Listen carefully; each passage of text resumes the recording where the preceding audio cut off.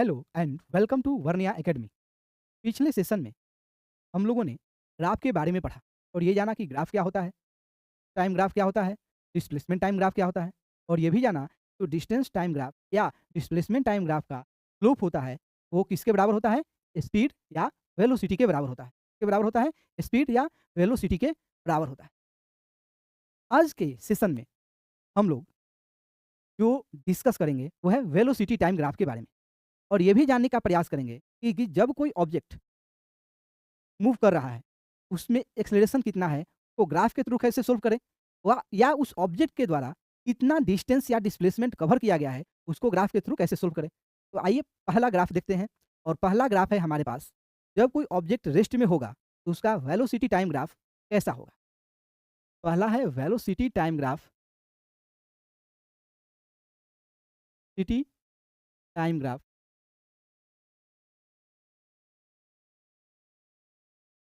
Object के लिए जो अभी रेस्ट में, जो क्या है? रेस्ट में। यहाँ भी हम लोग के पास 2 क्वांटिटी है, पहला टाइम और दूसरा वेलोसिटी। और पिछली बार की तरह इस बार भी हम लोग टाइम को एक्स एक्सिस पर रखेंगे। टाइम का एसआई यूनिट सेकंड होता है। वेलोसिटी को वाई एक्सिस पर रखेंगे, जिसका एसआई यूनिट मीटर पर सेकंड होता है।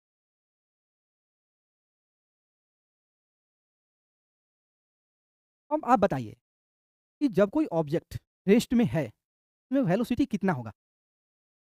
होगा ही नहीं, क्योंकि वो ऑब्जेक्ट रेस्ट में है तो वेलोसिटी होगा ही नहीं। इसका मतलब वेलोसिटी क्या है? 0 है। अब बताइए इस ग्राफ में वेलोसिटी 0 कहाँ होगा? इस पॉइंट पे होगा।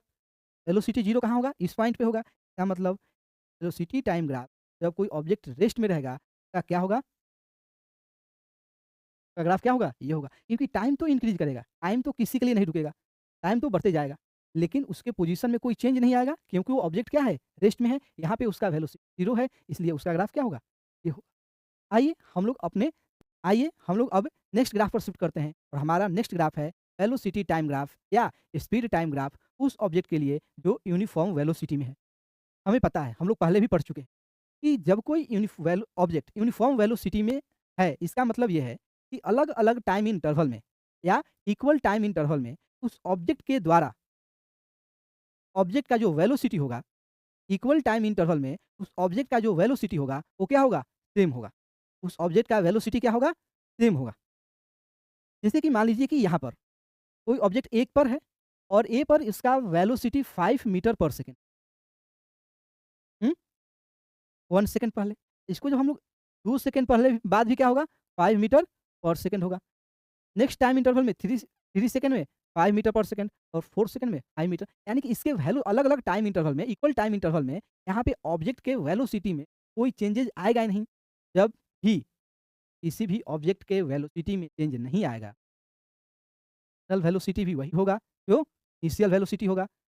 जब हम लोग उसका डिफरेंस निकालेंगे, क्या आएगा? 0 आएगा। यानी कि जब कोई ऑब्जेक्ट यूनिफ़ॉर्म वेलोसिटी से मूव कर रहा होता है, उस टाइम उस ऑब्जेक्ट में जो एक्सेलरेशन होगा, यानी कि जो चेंज इन वेलोसिटी होगा, वो क्या होगा? 0 होगा। हमें पता है एक्सेलरेशन क्या होता है? Rate of change in velocity, और यहाँ पे rate of change in velocity क्या है? 0 है। वेलोसिटी में कोई चेंजेज़ आ ही नहीं रहा है, और जब वेलोसिटी में चेंज नहीं आएगा, तो एक्सेलरेशन क्या होगा? 0 के बराबर होगा। ठीक? यानी कि वेलोसिटी टाइम ग्राफ उस ऑब्जेक्ट के लिए जो यूनिफ़ॉर्म वेलोसिटी में है, का जो स्लोप होगा, टाइम एक्सिस के पैरेलल होगा, एक्स एक्सिस के पैरेलल होगा। और इस केस में जो ये स्लोप है, वेलोसिटी टाइम ग्राफ का जो स्लोप है, वो किसके इक्वल है? एक्सेलरेशन के इक्वल है, और इस केस में एक्सेलरेशन क्या है? 0 है। इस केस में एक्सेलरेशन क्या है? 0 है। पिछले सेशन में मैंने आपको एक बात बोला, बात ये था कि जब भी आप ग्राफिकल रिप्रेजेंटेशन ऑफ मोशन को पढ़ें, तो आप 2 चीज़ पर ध्यान दें। किसी भी ऑब्जेक्ट का, यानी कि कोई भी ग्राफ हो, चाहे डिस्टेंस टाइम ग्राफ हो या वेलोसिटी टाइम ग्राफ हो, उसका स्लोप क्या है? क्योंकि डिस्टेंस टाइम ग्राफ में हम लोगों ने ये जाना कि डिस्टेंस टाइम ग्राफ का स्लोप स्पीड या वेलोसिटी बताता है। वहीं पर वेलोसिटी टाइम ग्राफ है जो किसको बताता है? एक्सेलरेशन को बताता है। यानी कि ये जो स्लोप है, एक्सेलरेशन को बताता है, जो इस केस में, इस ग्राफ में क्या है? एक्सेलरेशन 0 है। ये टाइम एक्सिस के क्या है? पैरेलल है। दूसरा बोला था एरिया अंडर ग्राफ पर ध्यान दें। एरिया अंडर ग्राफ, तो ये वेलोसिटी टाइम ग्राफ है। इस वेलोसिटी टाइम ग्राफ में जो एरिया अंडर ग्राफ है, जो एरिया अंडर ग्राफ है, वो ये है, जो ये है। जब आप एरिया अंडर ग्राफ निकालिएगा, इस रेक्टेंगुलर फील्ड, मान लीजिए ये रेक्टेंगुलर फील्ड है, ये इस फील्ड का जो आप एरिया निकालिएगा, इसका एरिया इक्वल होगा उस ऑब्जेक्ट के द्वारा डिस्टेंस या डिस्प्लेसमेंट कवर किया गया है। यानी कि वेलोसिटी टाइम ग्राफ का जो स्लोप होता है, वो एक्सेलरेशन के बराबर होता है, एक्सेलरेशन के बराबर होता है, और जो एरिया अंडर ग्राफ होता है, वो डिस्टेंस टाइम ग्राफ के बराबर होता है। डिस्टेंस सॉरी वो जो एरिया अंडर ग्राफ होता है, वो डिस्टेंस या डिस्प्लेसमेंट के बराबर होता है। किसके बराबर होता है? डिस्टेंस या डिस्प्लेसमेंट के। हम लोग इसको कैलकुलेट करेंगे। अगर मान लीजिए इस केस में आप एक्सेलरेशन कैलकुलेट करिएगा, तो हम क्या बोले?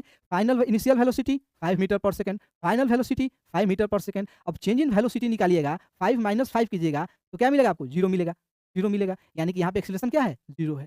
और एरिया अंडर ग्राफ निकालने के लिए आपको क्या करना पड़ेगा? इस ग्राफ का एरिया निकालना पड़ेगा। और बताइए कैसा फील्ड है? रेक्टेंगुलर फील्ड है। तो एरिया रेक्टेंगल का एरिया क्या होता है? लेंथ इंटू ब्रेथ होता है। अगर मान लीजिए इस ऑब्जेक्ट का जो वेलोसिटी है, जी, इस ऑब्जेक्ट का जो वेलोसिटी है वो 5 मीटर पर सेकंड, और जो टोटल टाइम इंटरवल लिया है 5 सेकंड लिया है। और बताइए मल्टीप्लाई कीजिएगा, क्या आएगा? 25 मीटर, 5 मीटर आएगा। इस केस में जो उस ऑब्जेक्ट के द्वारा डिस्टेंस कवर किया गया है, कितना है? 25 मीटर। क्या है? 25 मीटर। बात समझ में आया? अब आते हैं नेक्स्ट ग्राफ पर, और नेक्स्ट ग्राफ है किसके लिए? यूनिफ़ॉर्म एक्सेलरेशन का। इसमें क्या है? जो वेलोसिटी है यूनिफ़ॉर्मली इंक्रीज़ हो रहा है, यानी कि इक्वल टाइम इंटरवल में जो वेलोसिटी है, वो इक्वल अमाउंट में क्या हो रहा है? इंक्रीज़ हो रहा है। इस केस में जो वेलोसिटी है, वो इक्वल अमाउंट में, इक्वल टाइम इंटरवल में, इक्वल अमाउंट में क्या हो रहा है? इंक्रीज़ हो रहा है। इक्वल अमाउंट में इंक्रीज़ हो रहा है। और जो यहाँ पे स्लोप बताएगा, ये जो स्लोप होगा, वो एक्सेलरेशन के बराबर होगा। के बराबर होगा? एक्सेलरेशन के बराबर होगा। एरिया अंडर ग्राफ होगा, वो डिस्टेंस या डिस्प्लेसमेंट के बराबर होगा। डिस्टेंस या डिस्प्लेसमेंट के, ये किसको बताएगा? उस ऑब्जेक्ट के द्वारा जितना डिस्प्लेसमेंट कवर किया गया। ये क्या बताएगा? उस ऑब्जेक्ट के द्वारा जो डिस्टेंस कवर किया गया है, क्या बताएगा? ये एरिया अंडर ग्राफ बताएगा। अब यहाँ पे बताइए, राइट एंगल ट्रायंगल है, राइट एंगल ट्रायंगल का एरिया क्या होता है? 1/2 बेस स्लोप होगा। स्लोप क्या होता है? यूनिफ़ॉर्म एक्सेलरेशन को रिप्रेजेंट करता है।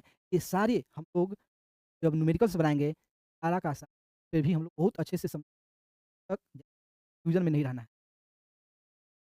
देखिए नेक्स्ट ग्राफ, देखिए इस ग्राफ में जो ऑब्जेक्ट यूनिफ़ॉर्म एक्सेलरेशन में है, लेकिन इसका यूनिफ़ॉर्म इनिशियल वेलोसिटी है, इस केस में 0 है। इस केस में ऑब्जेक्ट का इनिशियल वेलोसिटी क्या है? 0 है। और यहाँ पे इनिशियल वेलोसिटी 0 नहीं है। यहाँ पे इस केस में ऑब्जेक्ट का इनिशियल वेलोसिटी 0 नहीं है। क्या नहीं है? 0 नहीं है। ठीक, और ये क्या कर रहा है? यूनिफ़ॉर्म एक्सेलरेशन है। इस ऑब्जेक्ट में क्या है? यूनिफ़ॉर्म एक्सेलरेशन है, लेकिन इसका इनिशियल वेलोसिटी 0 नहीं है। और इसका जो एरिया अंडर ग्राफ है, एक रेक्टेंगुलर पार्क है, ये एक ट्रायंगुलर पार्क है। और जब एक आप रेक्टेंगल का एरिया निकाल लें, सर्कल का एरिया निकाल लें, और दोनों के एरिया को ऐड कर देंगे, आपको जो रिज़ल्ट आएगा, रिज़ल्ट क्या होगा? ऑब्जेक्ट के द्वारा जो भी ऑब्जेक्ट ये एरिया को कवर किया है, वो जितना डिस्टेंस कवर किया है, वो उसके बराबर होगा। क्या जो एरिया होगा, उस ऑब्जेक्ट के द्वारा जितना डिस्टेंस कवर किया गया है, उसके इक्वल होगा। नेक्स्ट ग्राफ हमारे पास आता है। अभी हम लोग यूनिफ़ॉर्म एक्सेलरेशन के बारे में पढ़े। वहाँ पे ऑब्जेक्ट क्या था? वेलोसिटी था, जो इक्वल टाइम इंटरवल में, इक्वल अमाउंट में इंक्रीज़ हो रहा था।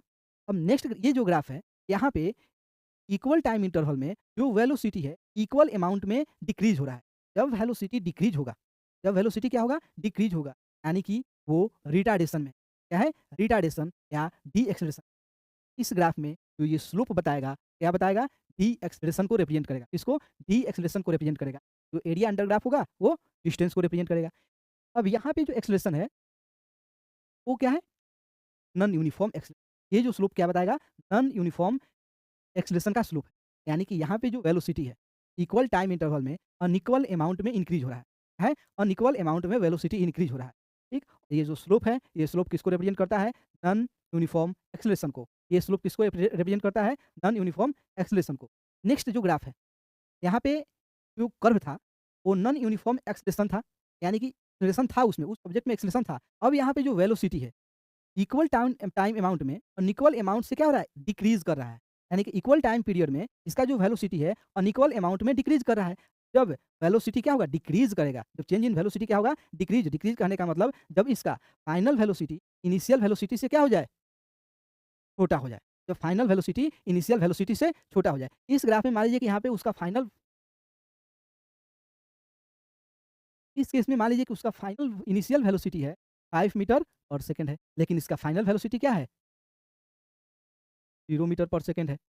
यानी कि चेंज इन वेलोसिटी यानी कि फाइनल वेलोसिटी छोटा है इनिशियल वेलोसिटी में, आपका रिजल्ट आएगा माइनस में और जो रिप्रेजेंट करेगा डी एक्सेलरेशन को। यानी कि ये जो कर्व्ड ग्राफ है, कर्व्ड स्लोप है, ये किसको रिप्रेजेंट करेगा? डी एक्सेलरेशन को। किसको? डी एक्सेलरेशन को। अब देखिए नेक्स्ट, ये अधूरा ग्राफ है जो हम अभी आपको पूरा कर देते हैं। ये ग्राफ पहला केस में यूनिफॉर्म एक्सेलरेशन से आगे बढ़ रहा है। ये जो स्लोप है यूनिफॉर्म एक्सेलरेशन का है। यानी कि वेलोसिटी इक्वल टाइम इंटरवल में इक्वल अमाउंट में क्या हो रहा है? इंक्रीज हो रहा है। फिर वेलोसिटी इक्वल टाइम इंटरवल में इक्वल अमाउंट में डिक्रीज कर रहा है। फिर इक्वल टाइम इंटरवल में इक्वल अमाउंट में इंक्रीज कर रहा है, डिक्रीज कर रहा है, इंक्रीज कर रहा है। यानी कि यहाँ पर जो ऑब्जेक्ट है अल्टरनेटिवली एक्सेलरेट हो रहा है, फिर डीएक्सेलरेट हो रहा है, एक्सेलरेट हो रहा है, डीएक्सेलरेट हो रहा है। ठीक, आज के लिए इतना ही। अगर आपको ये वीडियो अच्छा लगा, आप इसे लाइक करें, शेयर करें और तब तक के लिए बाद मिलते हैं अगले सेशन।